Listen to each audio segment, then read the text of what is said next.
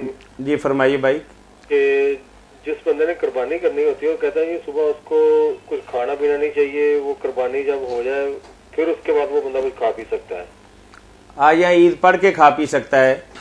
دونوں نظریے یہاں پائے جاتے ہیں. اگر وہ بندہ دوسرے دن قربانی کرتا تو پھر یہ مولانا سے پوچھتے ہیں نا یہ باتیں جو نا میرے بھائی کہ جس نے قربانی کرنی ہے یا دوسرا بھی کھائے پیے نہ کھا رہے تو کوئی گناہ، ایسی کوئی بات نہیں. بے شک قربانی والا بھی پہلے کھائے نا، بھوک لگی ہو یا پانی پیے، کوئی ایسا مسئلہ نہیں.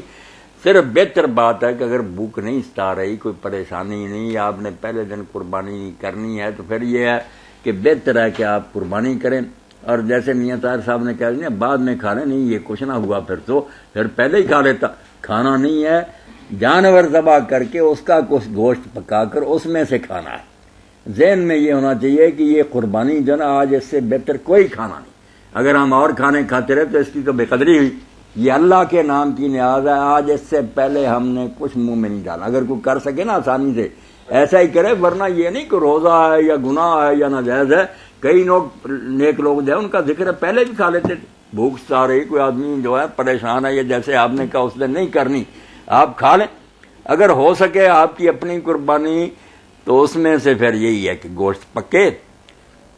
اسی لیے آپ کلیجی وغیرہ پہلے پکواتے تھے نا کہ وہ آسانی سے جلدی پک جاتی ہے، حضور کھاتے تھے. بہت اچھی بات ہے، دل میں قدر ہونی چاہیے. دیکھیں نا ایک گوشت جو ہم روزانہ کھاتے ہیں وہ صرف اباحت ہے کہ اللہ کی طرف سے چھٹی ملی کھا لو، اس میں ثواب کوئی نہیں. یہ ہم نے کہا کہ آج ہم گوشت ہی نہیں صرف کھائیں گے، اللہ کے نام کی نیاز ہے. رب نے تو نہیں سب کچھ دیا ہے، تیرے نام پر دے رہا ہے.